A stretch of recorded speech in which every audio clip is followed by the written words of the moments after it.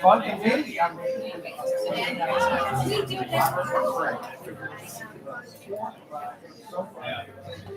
Thinking about calling it mixing. I think that's great news.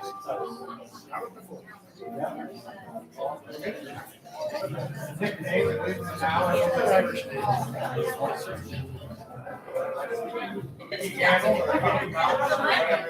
I know there's a lot of congratulations, coach. I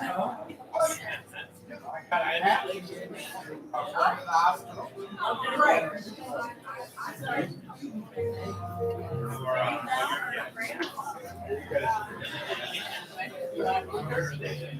Yes, we just heard that.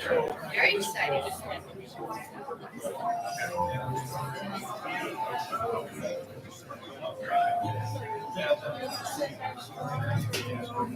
I'd like to sit next to you. I can see her.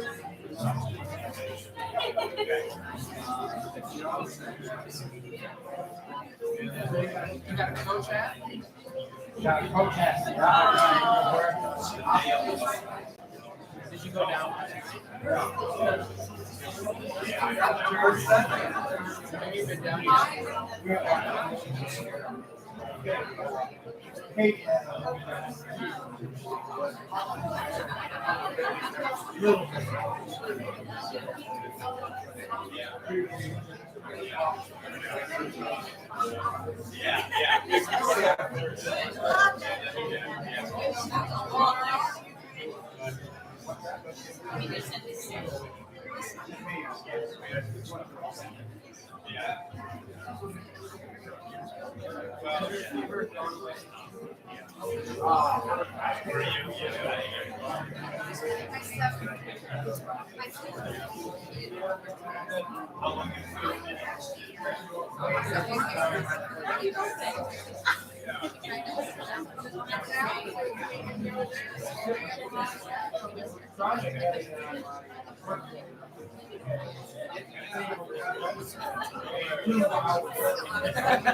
you might use that at concert early.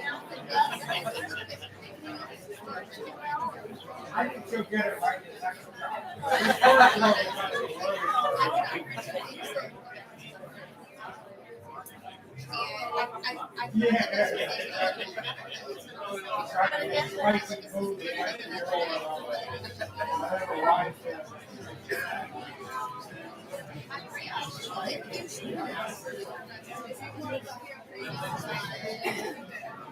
Let's see, when they are tired.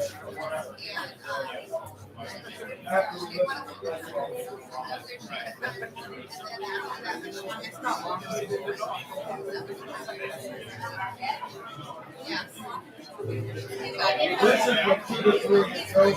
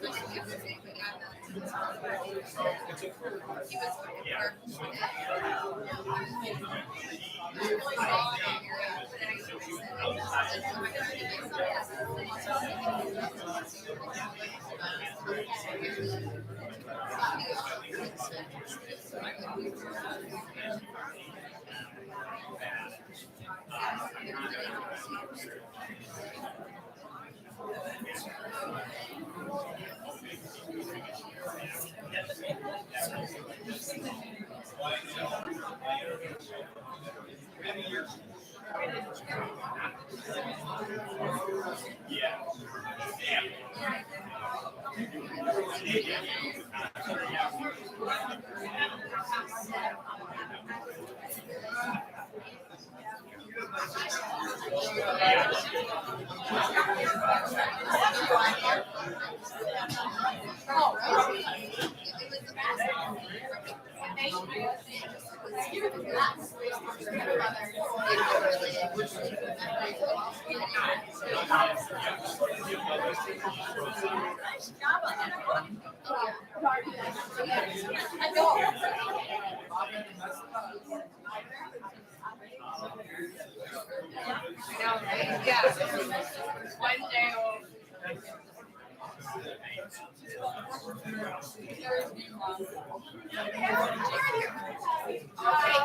the story.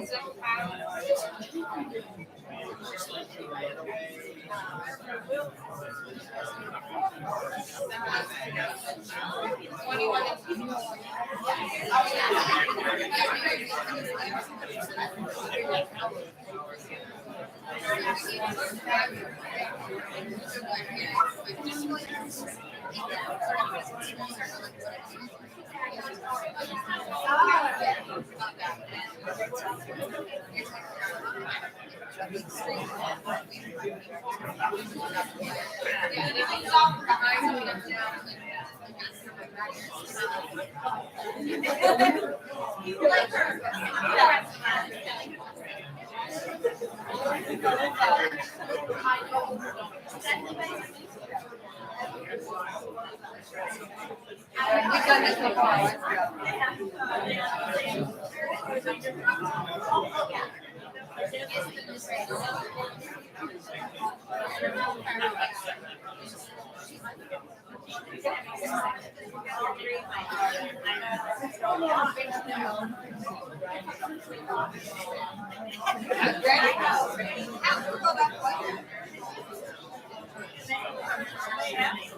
Yeah, we have it. We've never started out.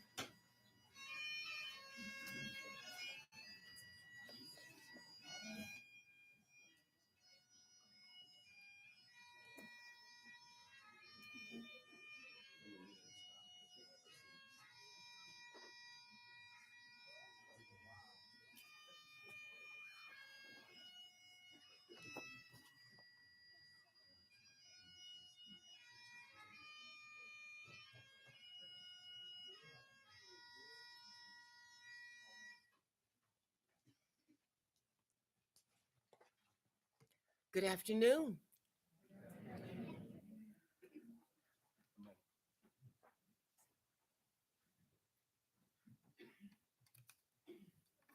Let's see if we're going to get that on.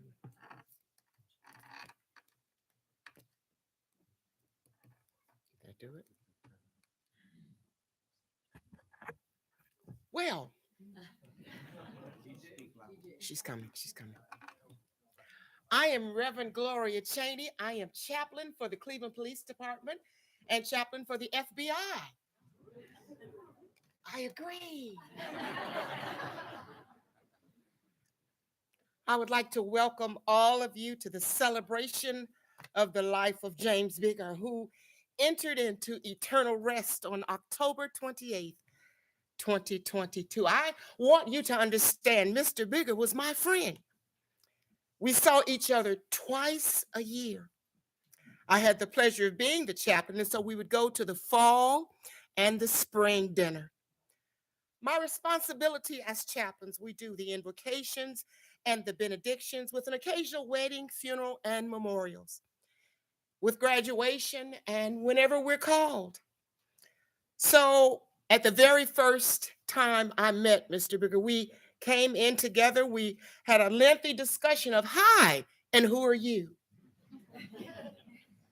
And I said to him, I am the chaplain. And so we got to our table. He says, where are you sitting? I said, I'm sitting over there. He said, well, that's where I'm sitting too. And then he managed to tell everybody at the table, finally, somebody at the table interesting.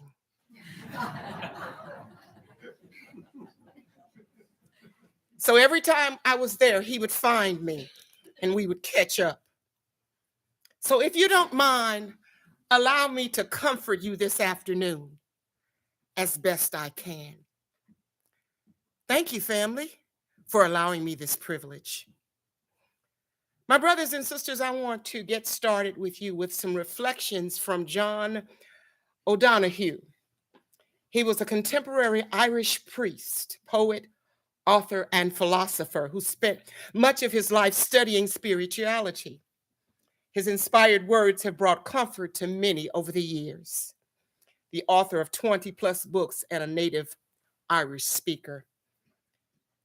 Poet O'Donohue declares, the dead are not distant or absent. They are alongside us.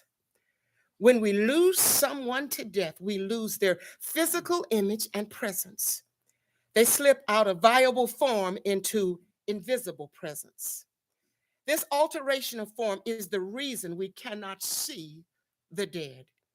He continues, but because we cannot see them does not mean they are not there. Transfigured into eternal form, the dead cannot reverse the journey and even for 1 second re-enter their old form to linger with us for a while.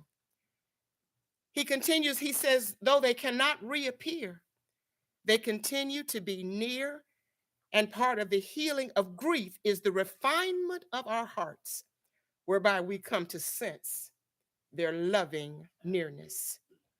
When we enter ourselves into the eternal world and come to see our lives on earth in full view, we may be surprised at the immense assistance and support for which our departed loved ones have accompanied every moment of our lives. And then he concludes, in their new transfigured presence, their compassion, their understanding and love take on a divine depth, enabling them to become secret angels and sheltering the unfolding of our destiny, end quote. Will you join me in prayer? Gracious God, we gather today for a celebration of life. Oh God, your holy text assured us to be absent from the body is to be present with the Lord. But truth be told, oh God, we acknowledge, even though we love you, we know you, we trust you and desire to be like you, oh God, sometimes life has the ability to lacerate. So God, we come collectively in this room. We're going to lean on each other to attempt to roam through this situation called the grief process. Please, oh God, grant strength, order our steps, allow peace in the midst of this tempest, and we will still, through tears, through hearts that may be breaking, give you the praise, the honor, and the glory. In your name we pray. Amen.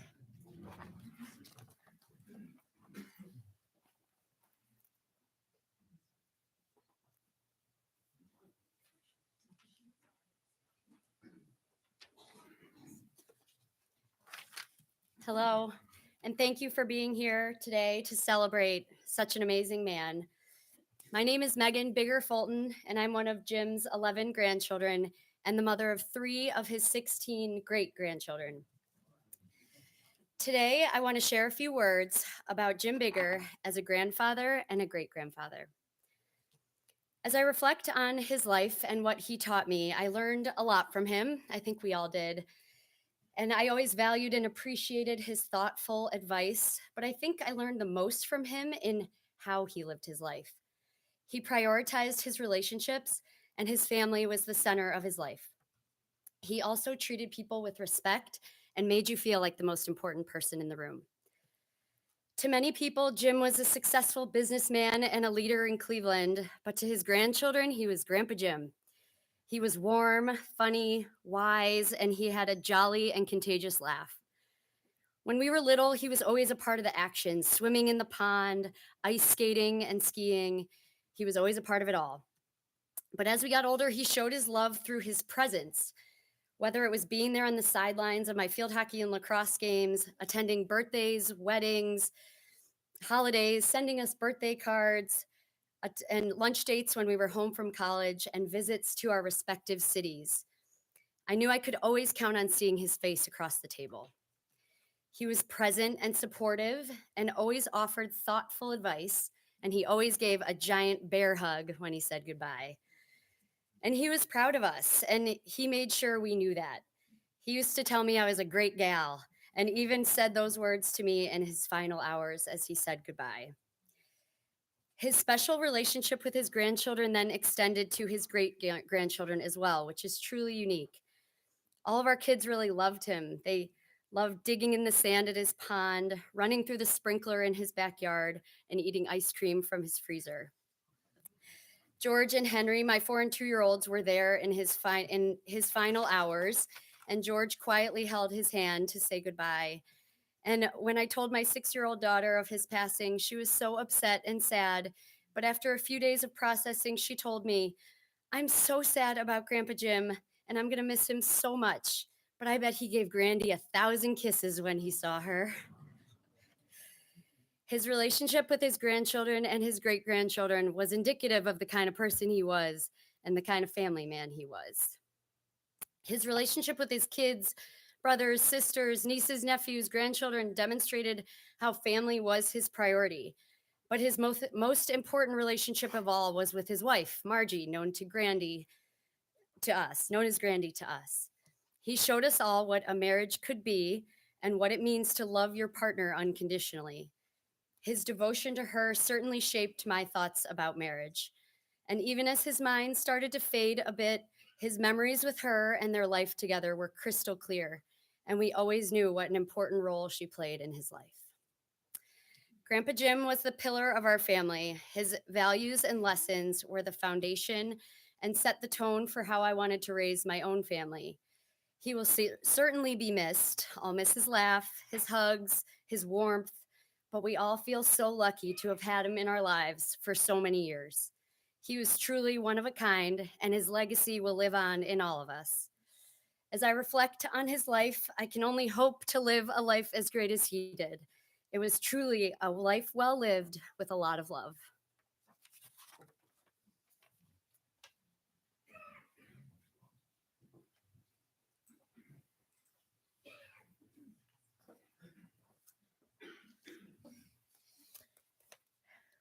Hello, I'm Sarah Bigger-Kalansky, Megan's younger sister and another of Grandpa's grandchildren. I guess I too have three of the 16 great grandchildren too. Everyone here knows Jim Bigger in different ways and from different times in his life. I have 4 things that I got from Grandpa Jim that I will carry with me all my life that I wanted to share with you today. Sorry, I'm more of a crier. The first is golf. I learned golf at a young age and really loved it because it was quality time that I got to spend with my dad and grandpa. I was the only grandchild in town who liked to golf, so it was very special for me. Playing golf with them meant not only enjoying a round, but having great conversations and being entertained by Grandpa's endless stories from golf and from life. I'll never forget the way that he lined up the ball, swaying his hips back and forth. Swaying his hips back and forth, and the club back and forth, and his dramatic swing. I had the privilege to play with him all over the world, but more importantly, I had the opportunity to experience his passion for the sport and why he loved it. The art of a tricky hole, the beautiful landscapes, the rich history, the friendly competition, and the camaraderie with those who he played with. Anyone in this audience who played around with him would most definitely agree. I'll never play around without thinking of him. The second is my engineering degree. Grandpa was extremely proud of and engaged with all of his grandchildren, visiting us, attending our graduations, and taking us to lunch while home from college, as Megan said. He would always ask lots of questions about what we were up to. When I went off to college, I took some intro to engineering classes, thinking that I might want to be an engineer, since I liked math and science. Grandpa Jim was an engineer himself, and told me many times that engineering was so valuable because it taught you how to think. You could start with a set known of facts and you could find a solution. I heard that story many a times. I always loved that connection that I shared with him, though. I think I stuck with engineering in part because of his wise words and because I knew it would make him proud. The third thing is a canoe. We are so lucky that his 16 great-grandchildren got to know him so well. As Megan said, they shared a lot of memories in the house and backyard that he was so proud of. In the last few years, in COVID times, we would bring lunch and the great-grandkids would play in the sprinkler on the sand beach, go for a ride in the canoe he kept in the back garage, or sit with him watching the birds and the squirrels at his feeders. When he was moving out of his house on Fairmount this summer, that canoe felt like something that we shouldn't part with, since it reminded us of his lake and the time spent in his backyard. We now are the proud owners of that canoe. If anyone wants to borrow a canoe that has a tiny leak in it, I'm happy to lend it out. The fourth thing is my daughter's name. His wife Margie was the light of his life. You can see it in the pictures from when they were young, and you could hear it in the way he spoke about her, even after she passed. Saying things like, "We are so proud of you." Grandy is an iconic and saint-like figure in our family. Her legacy lives on through her recipes, her strawberry dishes that now live in our cupboards, and the advice that she passed along about how to care for a baby, as told by my mom. They were a great team, and as Megan said, they taught us what it means to build a lifelong partnership and a family with your spouse. When our daughter was born 4 months ago, we chose the name Margie in honor of her. The day before Grandpa died, he got to meet our Margie. For the rest of my life, when I say her name, I will think about Margie and Jim, the sweet love that they shared, and the life and legacy they created.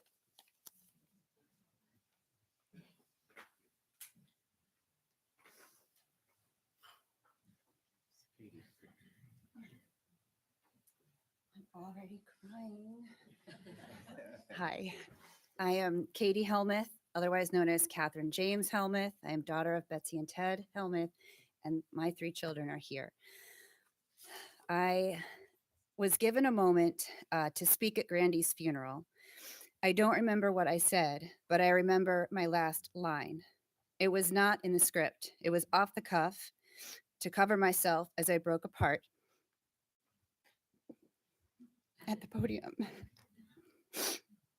While speaking, I started crying.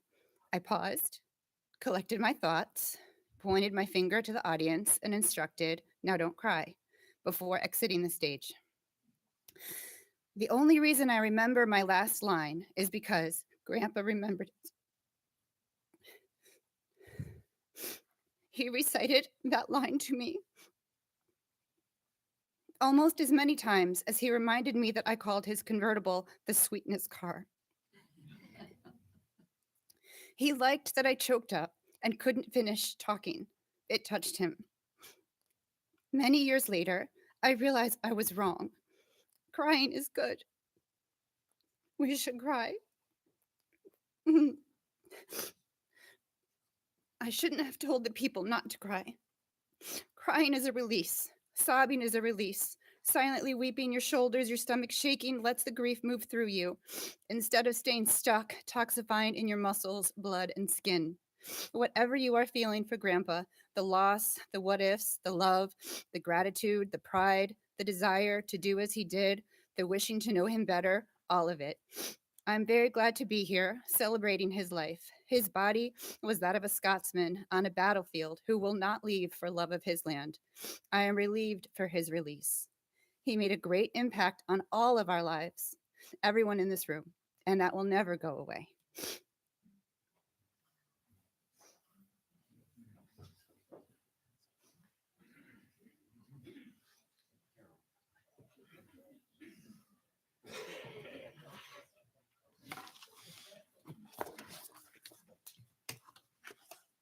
Well, I'm the very lucky baby sister of 3 wonderful older brothers. Ham, who was 8 years older than I, Jim, 6 years older, and Bob, 2 years older. We lived on Fairmount Boulevard between Lander Circle and Sodom Center Road. And in my house, there were 2 rooms, Jim's room and the outdoors. In the summer, most days started in Jim's room, where Bob and I gathered to see what the plan of the day was. And on a rainy day, brought out Jim's enormous stash of soldiers, which we divided into 3 platoons, which were headed by 3 brigadier generals, Jim, Bob, and myself. Each platoon would battle the other until one would be the final victor. And when the signal was given, the war began. The sound of gunfire was throughout the room. Ring, zing, zing.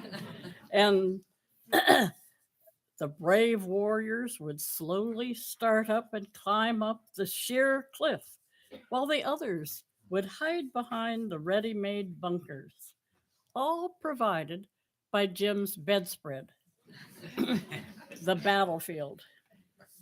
Eventually, the battlefield was riddled with fallen soldiers. But as we were tallying up the results, all of a sudden, there was one that stood up. Jim's warrior said, "Thought you got me, eh?" And that would definitely make the soldiering go on for a long time. Now, these soldiers were actually made in Jim's bedroom. We had a toy machine that melted bricks of lead, which we then poured into the different molds of soldiers. A toy not only capable of producing brave soldiers, but serious burns as well as possible brain damage. I don't think FAO Schwartz still is carrying that particular item. On sunny days, we were outside most of the time. Most of that time was spent down damming up a creek that ran through the property.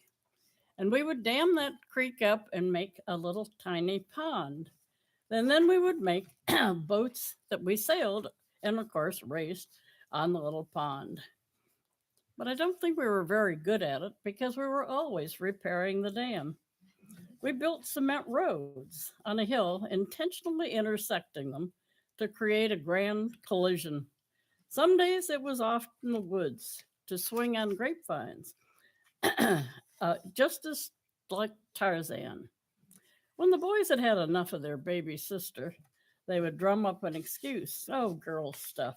You can't do that thing. It's not for you." And at that point, I had what was called chili bones. And chili bones permeated a lot through our lives. Even Bob sometimes got chili bones. Later on in life, as we would encounter someone acting particularly poorly, we try to look at the other and say, I think maybe chili bones. Jim was a savior, just as our mother was. Mother actually would save string in all sorts of little bundles. She even ironed wrapping paper. Jim didn't do that. But Jim was our banker for Bob and myself. And if we ran out of a little cash, we'd go to Jim. He'd float us a loan with a little interest, of course. But one day, I caught him entering his vault. And there he was, screwdriver in hand, and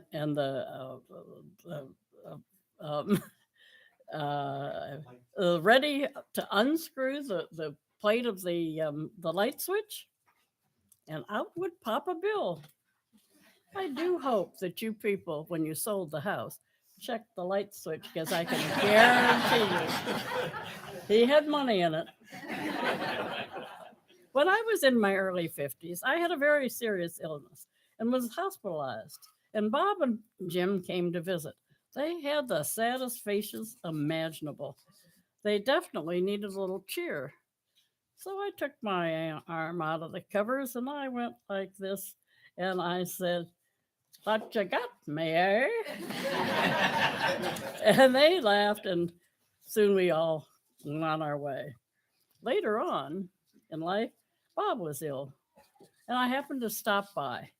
And Libby was at her wit's end. She couldn't figure out what Bob wanted. And so I sat down next to him, and pretty soon there was this, and I said, "Oh, he wants a G.I. Joe." And Libby produced the G.I. Joe, which sat on the mantle thereafter. Then later in life, as we were married, I discovered that my brothers met for lunch. And so old me too asked if I couldn't be included. And well, what could they say? We had a wonderful first lunch until Jim said, "Get out your quarters." There was a bit of a pause. I certainly wondered what was going on, and the two boys kind of looked at each other. And then I realized they were flipping for the bill. And I said, "Oh, no. We're going to, if you will all flip for the bill, we are still going to flip for the bill." So we did our flips and we did our spins, and I lost. As a matter of fact, I lost 3 more times. But I practiced my flips and my spins, and I never lost again. So to Jim, I have a little advice. I think that you'd best,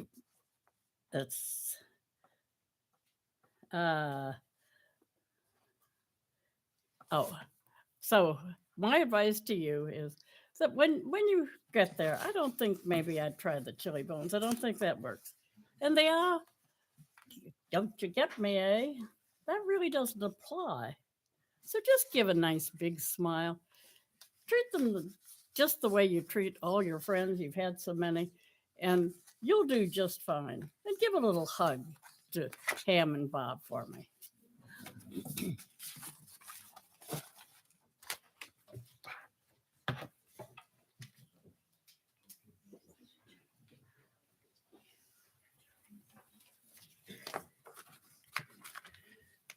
Dad spent over 90 years of his life living on Fairmount Boulevard.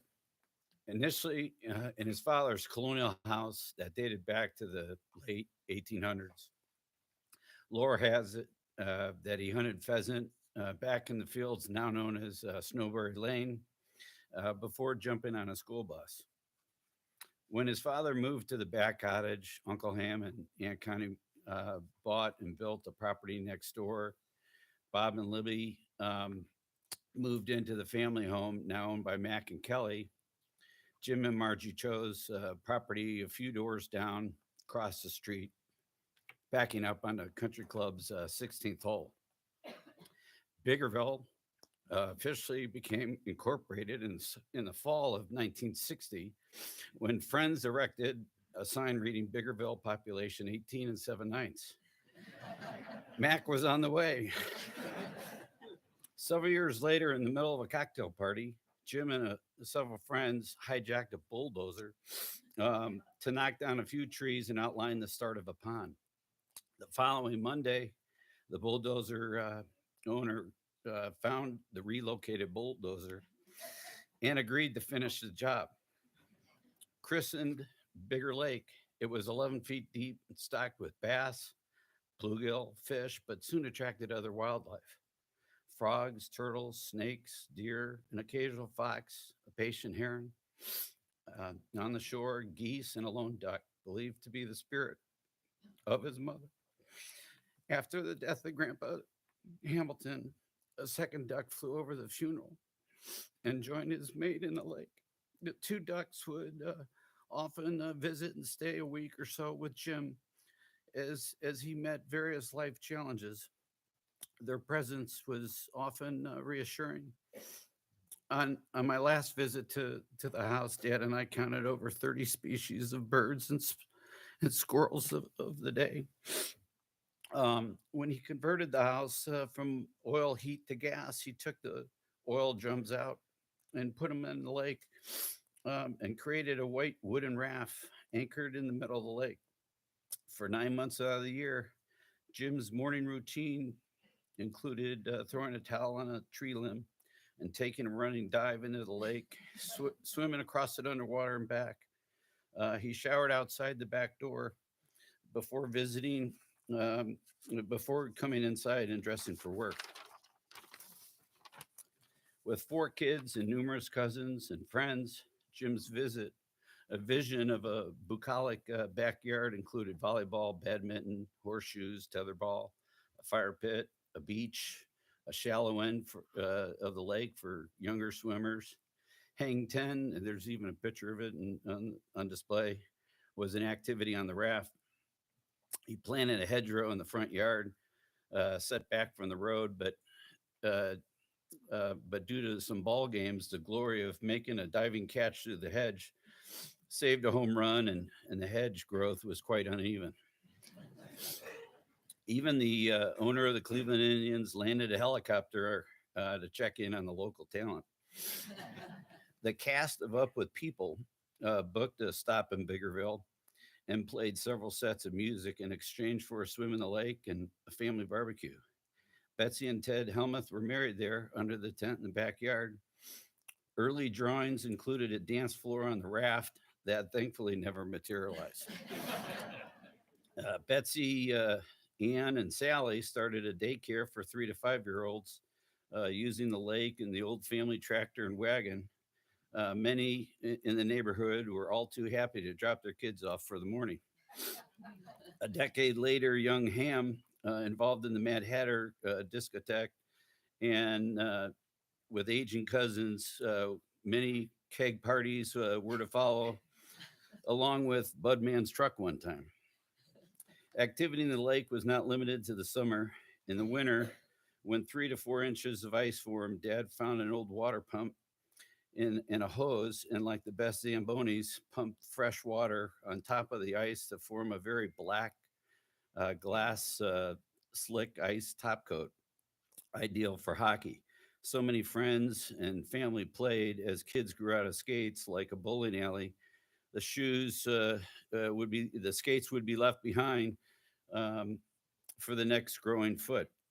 New Year's parties involved skating, cocoa, and banana splits. Finally, with the purchase of a snowmobile came toboggan, sledding, and other winter sports. Looking back, it's easy to see how Jim chose to remain in Biggerville.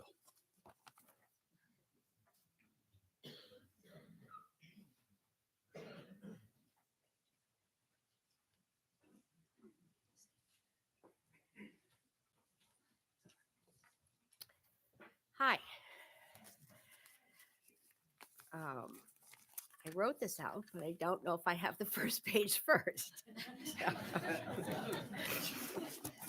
Okay. Good afternoon. I'm Betsy Bigger Helmuth, the oldest with the younger brothers, the three younger brothers that you will hear today. My connection with Dad had very much to do with his communicating his love for finding his roots in Scotland. In 1968, Mom and Dad were traveling and had decided to stay at Glen Eagles, a 63-hole golf club established in 1919 in the center of Scotland with many well-respected courses. Dad was obviously there for the golf, and Mom was certainly there for the poached salmon with chilled cucumber sauce.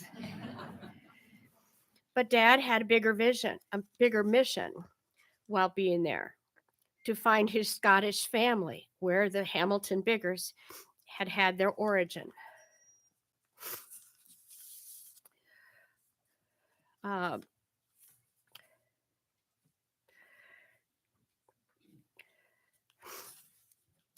I refer to a letter that my cousin, our cousin, Judy Bigger McGowan in Scotland, wrote just after Dad died. She remembers a call that Dad had made. He had not found any Biggers in Bigger, Scotland. So he resorted to the phone book and he found his name, James Bigger. He decided to start there. So,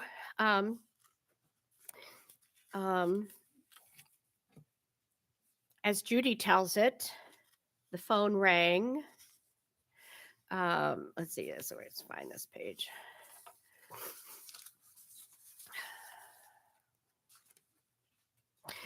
The phone rang. Donald Bigger answered. He would be my age. And he came into the room to tell his dad that somebody was on the phone asking for James Bigger. So he said to his dad, so Donald answered the phone and he told his dad, there's a James Bigger wants to speak to you. Judy writes that Dad told me he spoke to the guy for 10 minutes and he sounded okay. And he was staying at Glen Eagles, so must have had a bean or two. So I said to him, you'd better come on down and see what we look like. And the rest is history. As Judy says, Dad and her dad got on so well, they could have been brothers. And that connection seemed to radiate right across both of our wider families. And both of them passed away aged 93. They were about 10 years apart. It's hard to believe. And when we saw pictures of James's father, he reminded us a lot of our Hamilton Bigger, our grandfather. So we definitely were related. Now, Dad brought home, boy, I'm going off script here, I can tell. Dad brought home the official that we were on the charts. We descended from Herbert Bigger from the 1600s. And there were many pages to the geological charts. Dad was introduced to the aunties who lived together, Annie, Effie, and Gertrude, and they were in charge of all the geological records. So Mom and Dad were there in 1998, and 30 years later, when their youngest grandchild turned 4, and you know who you are, Mom and Dad made it their goal to take all of us, and I think we were 21 at that point, over to Scotland to meet our relatives. So let's see. So Mom and Dad hired Henry, the bus driver, who got to know us all very well and was a very comical guy to be with. And he had a big long bus, and we could play many games, and we could sleep comfortably and fall asleep and bother each other. And mom and dad chose to take the car in the back. But they took turns. So it really was a dream come true for all of us. Mom had a tear in her eye as she counted her blessings that all of us were somehow able to set aside 2 weeks away from work, away from home, to be together to discover Scotland together. At that time, the grandchildren, the 11 grandchildren, were ranging in age from 4 to 21. So it is amazing. And mom and dad were 70. Is that right? 70. I think so. Yes, that's definitely what they were. And so, so Judy remembers, she'll never forget the first Scottish bigger she was the first Scottish visit coming this way across the pond, and what a welcome she got. Mom and dad were so good to her, met the whole clan, a tour of Stofers, and so much more. And then various gatherings and parties this side of the pond. They even visited we had visited their cemetery, the Iron Gray Cemetery, where their relatives are buried. And we recognized many names that we carried through the years.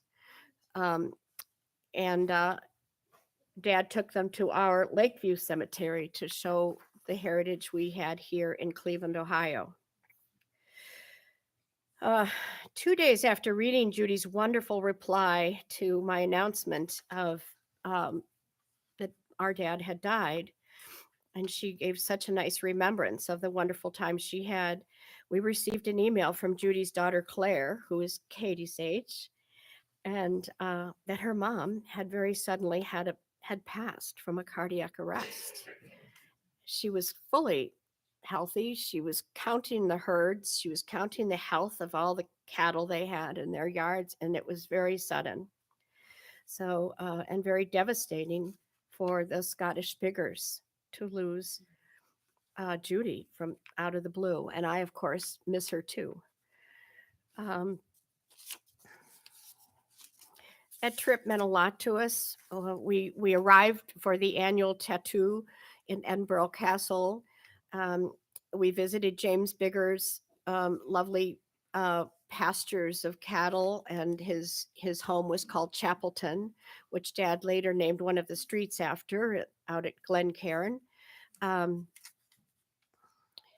Both the James Biggers arranged for a full attendance of descendants from Herbert Bigger.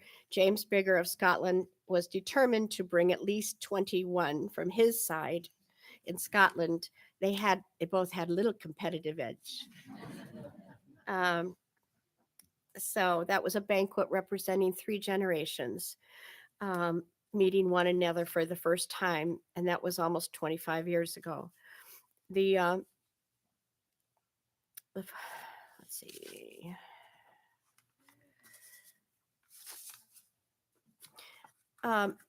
My daughter Kimmy, our daughter Kimmy, had given me a little book that sat on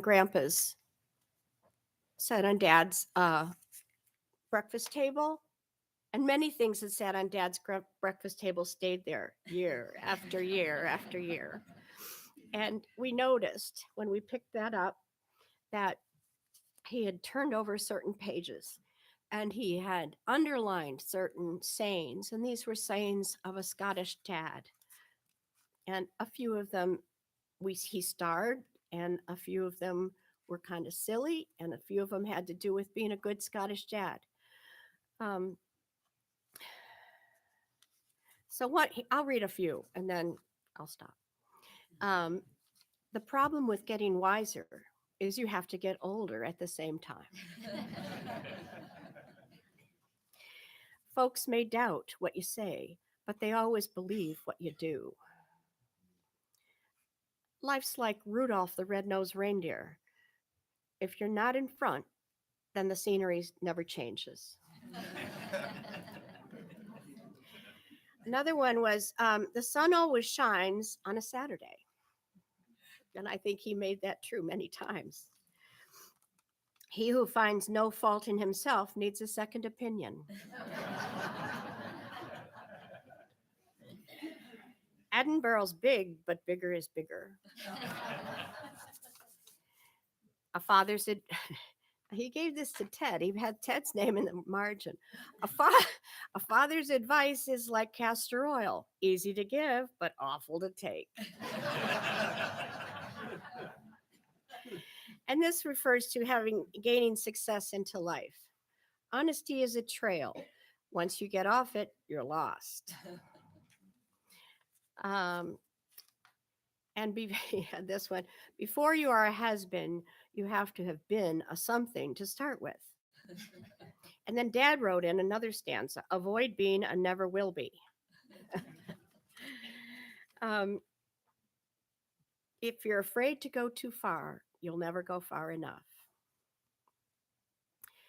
There was another chapter that talked about when we were annoying to Dad, and he had nothing underlined that. We rarely annoyed Dad. The last one is growing up. A father is neither an anchor to hold us back, nor a sail to take us there, but a guiding light to show us the way. Thank you.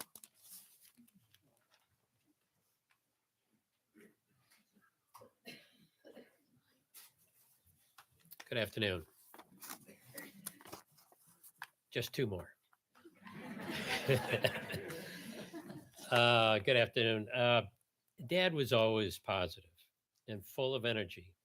We thought he would live forever. We knew better, but at least for me, I had not come to terms with that reality even in the final week. Dad covered a lot of ground in his nearly 94 years, and we were all better for that. Dad believed in family solidarity, having fun together, and loyalty to one another above all else. That was our religion, our guidepost. He and Mom had many friends, but they put the family first, no matter what. That notion built stability, a sense of peace for each of us, whether we remained in Cleveland or moved elsewhere. Not everyone finds that at home, but we were very fortunate. And during the 14 years I worked for Stouffer Hotels, Dad was CEO of the Stouffer Corporation and later the Nestle USA parent company. I made note that what we were taught at home was not that different than at the office. I worked in many hotels across the country and observed Dad as a leader at company management meetings. His positive disposition certainly charged the audience, but he always included little nuggets of advice that could be applied in any hotel or business. I would like to share a few examples with you that come to my mind. The core values he learned at home were consistent with those established many years prior by Vernon, Gordon, and their parents. Everybody is somebody was a common phrase within the company. Stouffers worked hard to treat all associates as extensions of the family. As early as 1922, when that was not the norm, high performance could be reached with everyone working together. More common in American business today, but exceptional at the time. Stouffers was a natural fit for Dad. You have probably heard the phrase, trust must be earned. Dad granted trust.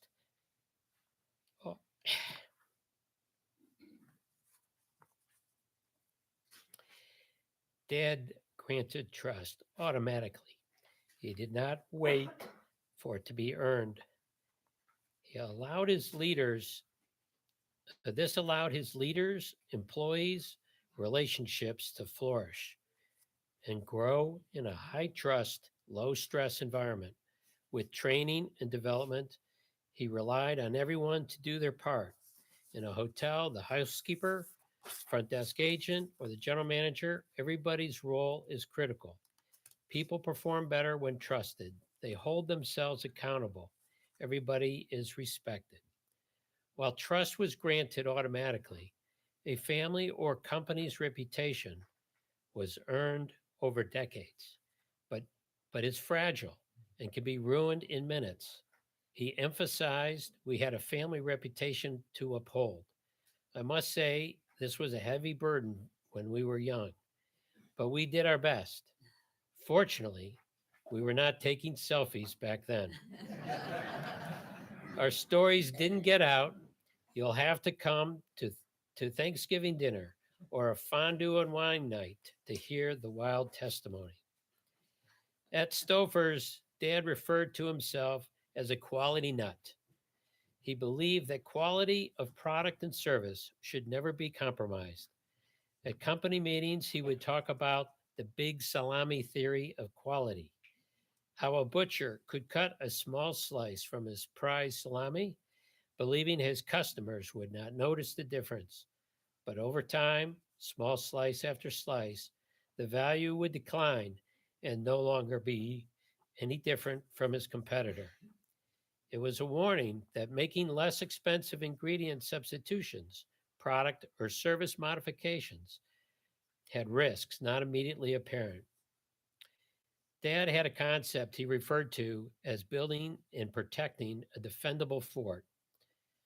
Essentially, concentrate the company's manpower and capital on the core business and make sure that it is satisfied before engaging in anything else.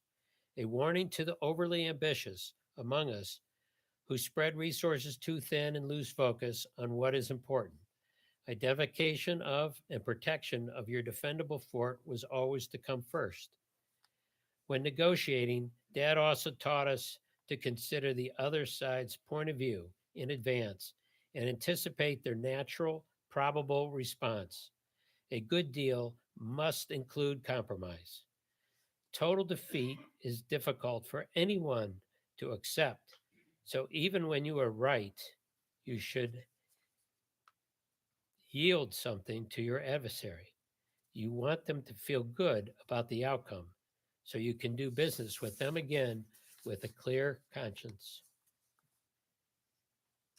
At home, he insisted his children will agree.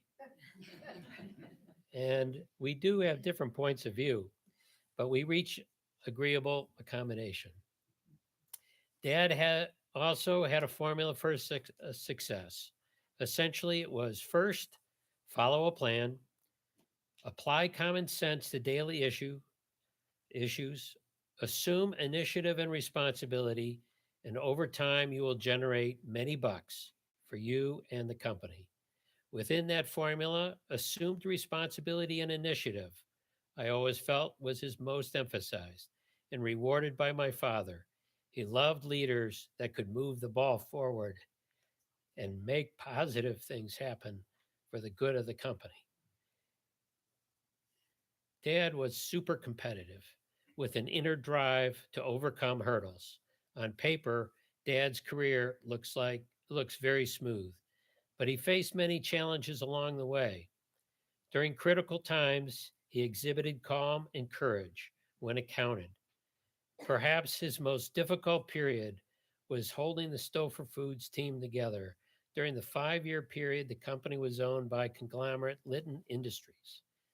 Micromanagement by the parent company was stifling, and there was a major culture clash. Vernon Stouffer was even called to the Beverly Hills headquarters, charged with behavior unbecoming of a company officer. Apparently, he had taken a swing at one of the Litton executives responsible for Stouffer's. But Dad could be persuasive, and it was the Litton executive that was reassigned. Eventually, Dad convinced Litton to sell the company. Fortunately for Dad and the company, the buyer was Nestle, and thus began a wonderful relationship that started nearly 50 years ago. In full disclosure, you should know that Dad could also be stubborn, persistent, and determined, and didn't allow inconvenient facts to get in the way of meeting his objectives. He was a big picture guy that avoided getting bogged down in detail and could rally others to achieve the possible. At age 63, when he retired from Nestle, he embarked on a new career that would cover the next 25 years. He envisioned and developed the Glencairn Forest residential community bordering the Cuyahoga Valley National Park in Richfield, which is clearly one of the finest residential areas in Northeast Ohio. This project and the adjacent corporate office park, Kinross Lakes, were not easy and challenged him every bit of the way. He was like a dog with a bone, and he was not about to let it go. At great personal expense, he stayed with the projects through 3 recessions, including the Great Recession and housing bust. Some might have walked away, but he paid off the loans and just kept at it until the project was complete. Throughout, he held true to his vision that quality can never be compromised. That's who he was, and we are proud of him as we drive through the developments today. By the way, Dad, ever the salesman, would be disappointed in me if I did not mention that 2 residential lots and 1 office lot remain available. Contact me or one of my siblings if you're interested. As these stories illustrate, Dad led by example. As a father and a corporate leader, he kept things simple, but always focused on trust and integrity. As a corporate leader, father, uncle, grandfather, and great-grandfather, he was a developer of people and mentor whose lessons will forever remain with us. Lastly, our family appreciates the sentiments received, written or spoken, of how Dad impacted their life or career, or just made their day a little bit brighter. Dad was positive, thoughtful, kind, and inspirational leader. Thank you for being here today.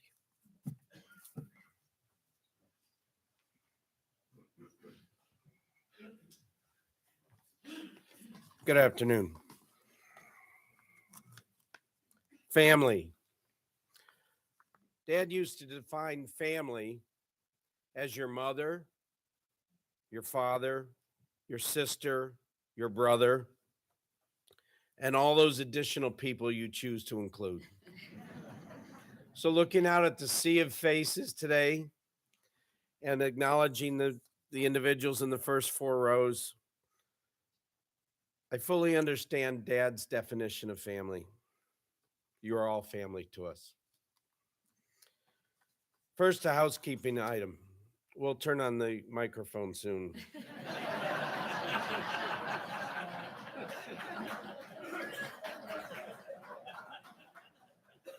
The good news is that I'm the last family speaker. And then we'll close the program with Gloria Cheney. Our family's honored to all of the guests who have joined us here today and all those online participants who wish to pay tribute to Dad and so we invite you here after the service to go in the rooms to the left here, and we'll have a drink and a little food and toast in his honor. But before I begin, I'd just like to acknowledge with incredible gratitude to all of our spouses, our kids, our grandkids, relatives, friends, for all their support and assistance that they've given us these last 8 months. Thank you very much to all of you. In addition, we'd like to acknowledge the help and support that Dad had and he received from 2 memory care facilities. First is Arden Court. The second is the Lantern in Bainbridge, and their great care for Dad in these past 8 months. And finally, we'd like to personally thank 2 key individuals who were caregivers, Dave and Dee Dee, who really helped Dad stay in his own home for as long as he did. So we're really grateful to all of those people. So what can I possibly say and add to the wonderful comments that everybody's had today regarding Dad's life that you haven't read in the program, the obituary, or heard today? As many have said, Dad had a great run, large, close, loving family, important education in grade school, high school and college, great career with Stouffer's and Nestle, important board contributions, major devotion and work to better his community, great lifelong friends, many of who are in this room, and a second 28-year career developing the corporate office park and the several hundred homes in a nature preserve community that Jim talked about. As a family, the 4 kids feel nothing but total gratitude. As Megan said earlier, I'm not sad that he is gone. I'm just glad that he lived.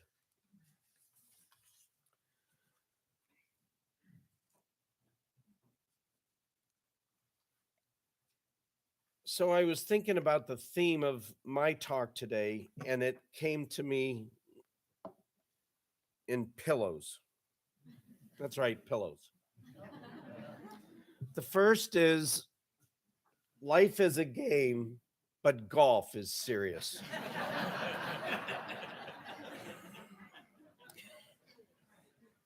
The second is golf is not a matter of life or death. It's more important than that.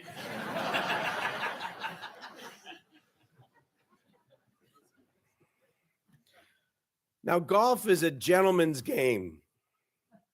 It originated in the 15th century on the eastern coast of Scotland. A lot of the places that Betsy talked about. But Dad used the game of golf to share laughter, to build lasting friendships, to teach life's lessons, and to enjoy friendly competition. To put it bluntly, golf was very important to Dad. Dad was a member of this club for the last 62 years and spent nearly 90 years, as David said, living on Fairmount Boulevard, just parallel to the 16th hole. Right behind this beautiful course is the Pepper Pike Club. As a youngster, at age 11 to 14, he would ride his bike up and become a caddy. He joined the club 49 years ago, the Pepper Pike Club, and he became president of the club at age 68. So it's pretty rare, the caddy who went on to become the club president. People ask me, Bill, who's your golf foursome of life? And I would have to answer many family members and my closest friends. But by my count, I think I probably played nearly 1,000 times with Dad. Admittedly, 80% of those times it started with a wink of the eye, a nod to the left. And it was after dinner and we were out the door running past the lake. We were allowed 3 clubs, 2 balls, a couple of tees, and we were just trying to beat the sunset. But let me give you a few highlights of his golf. Some players keep track of their lowest score of all time. Dad kept track of his magic number, the difference between his age and his lowest number. He started tracking this kind of in his 70s and 80s. One summer day, he made a putt on the 18th hole. It was a putt that broke 8 feet to the right. It was from 35 feet away, and he had just scored a 79, and he was 80 years old. His new magic number was now 1 under. He shot his perfect round with no mulligans that day. The second story is that the National Registry of Holes in Ones calls the odds of making a hole in 1 in 12,500. Most people never get one in a lifetime. Dad's first hole in 1 came playing with Mom. He was in North Carolina and he was in his 50s. His second hole in 1 came in Georgia when he was in his 60s. His third hole in 1 came playing with his grandson, Will, me, Ryan. Where's Ryan? Ryan. And that was his third, and he was in his 70s.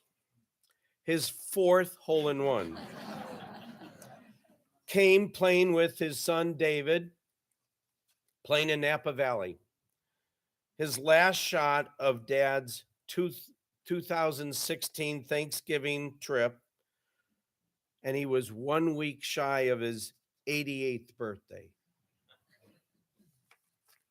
His final hole in 1 came the very next round. He was playing at a family wedding outing in Florida, Brad and Kylie's wedding.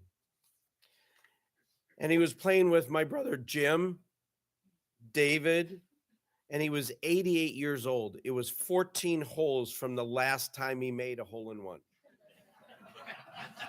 It's tough to make these things up.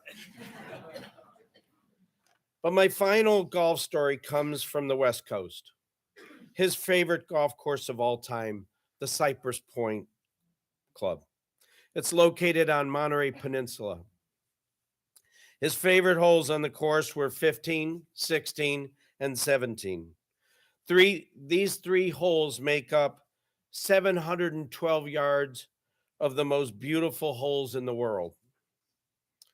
After teeing off the 17th tee, and you'll see the picture of 16 in the top of the tee in the other room, Dad would always stroll to the right of the tee, and he read a very, very small plaque that was buried in the ground. The plaque was surrounded by the California ice plant.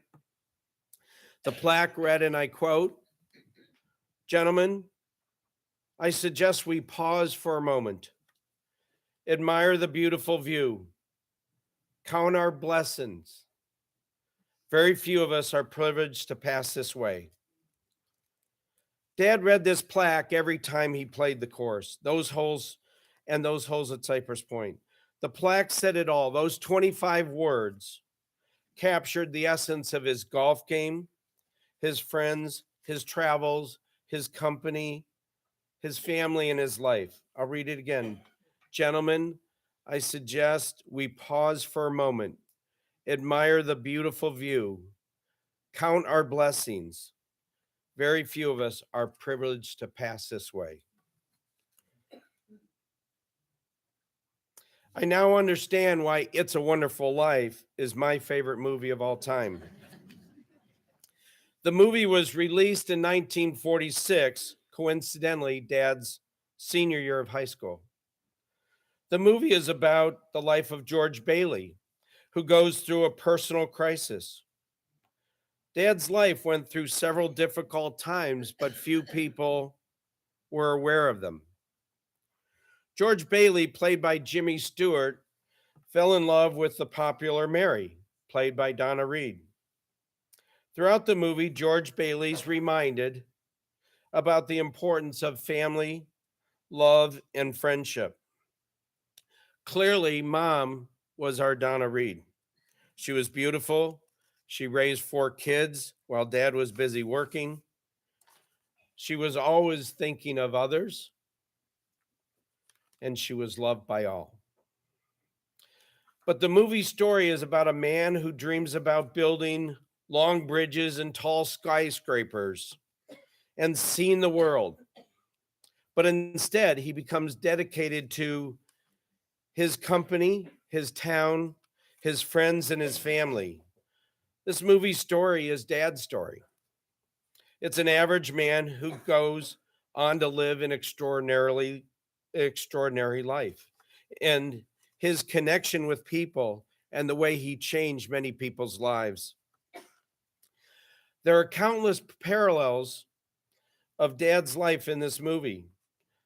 Dad's life touched many people. The film concludes with the entire cast of friends who he touched in his life, and they all get together and they come back to celebrate the amazing life of George Bailey. It's not hard to think of Dad when watching the movie. On October 28th, 2 months ago, and when I say that, today's December 29th, and Betsy would want me to remind you that this would be their 72nd wedding anniversary, Mom and Dad. And at their anniversary, they had the same poinsettias up here.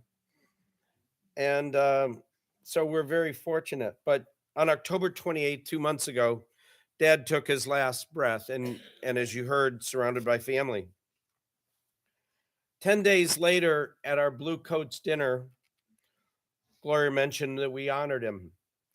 Dad was a member of the Blue Coats organization for 66 years, and he was a board member for years. There are many Blue Coats members here tonight. We're honored for his service to Blue Coats and for being the last surviving member of the original group 66 years ago. For those that are curious, Blue Coats is an organization devoted to the well-being of the families of Cuyahoga County Safety Forces, police, fire, and EMS who have lost their lives in the line of duty, and Dad was a very devoted member. For that reason, our family is truly honored to have Gloria Cheney here. She's the chaplain, as she mentioned, of the Cleveland Police, Cleveland FBI, and the chaplain of Blue Coats. And she's going to close the ceremony, and then we'll have the reception out here. Gloria, can I have you come up?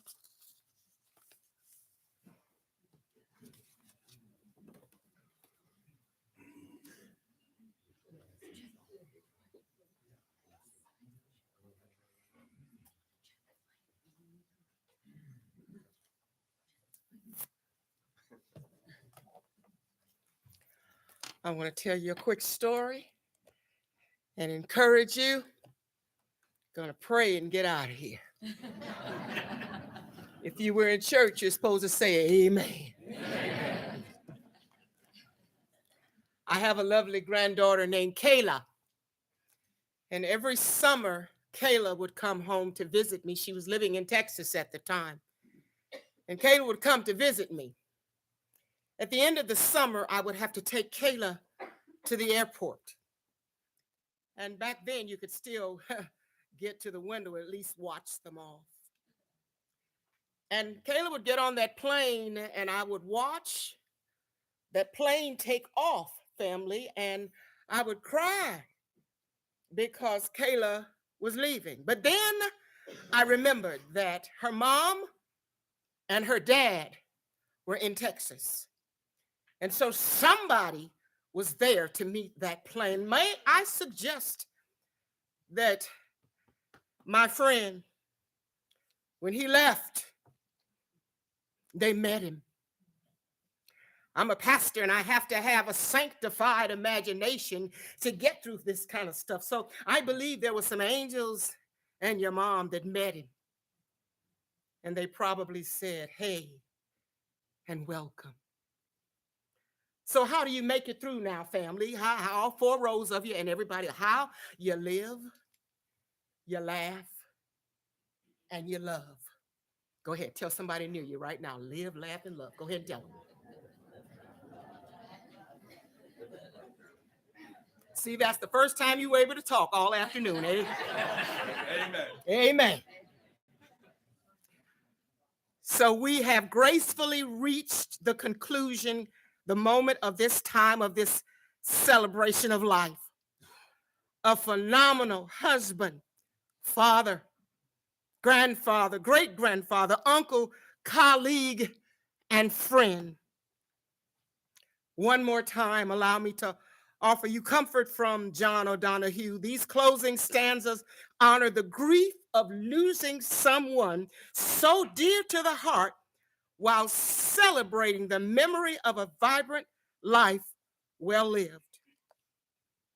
And on behalf of this wonderful family, for all of you that are here, know that your love will sustain them for the rest of their days. Donahue says, though we need to weep your loss, you dwell in the safe place in our hearts, where no storm of night or pain can reach you. He continues, your love was like that dawn brightening ever our lives, awakening beneath the dark. A further adventure of color, the sound of your voice found for us a new music that brightened everything. Whatever you enfolded in your gaze quickened into the joy of being. You placed smiles like flowers on the altar of the heart. He sure did. Your mind always sparkled with wonder at things. Though your days were too brief, your spirit was live, awake, and complete. Donahue continues, he says, we look forward towards each other, no longer for the old distance of our names, as you dwell in the rhythm of breath, as close to us as we are to ourselves. He says, though we cannot see you with outward eyes, we know our soul's gaze is upon your face, smiling back at us from with everything to which we bring our best refinement. He continues, let us not look for only you in memory, where we would grow lonely without you. You would want us to find in you presence beside us when beauty brightens, when kindness glows, and music echoes eternal tones. When orchids brighten the earth, darkest winter has turned to spring. May this dark grief flower with hope in every heart that loved you. May you, my friend, continue to inspire us, Donahue says, to enter each day with a generous heart, to serve the call of courage and love. All of you talked about it. Until we see your wonderful face again in the land where there is no more separation, where all tears shall be wiped from our mind, and where, wow, we will never lose you again. Now, my brothers and sisters, we leave from this place with our prayer that we never leave from the presence of God. May the road rise up to meet you. May the wind be always at your back. May the sun shine warm upon your face, the rains fall soft upon your fields. Until we meet again, may God hold you in the palm of his hand. Will you pray with me? The Lord bless us and keep us. The Lord make his face to shine upon us and be gracious unto us. The Lord lift up his countenance upon us and give us peace this day and forevermore.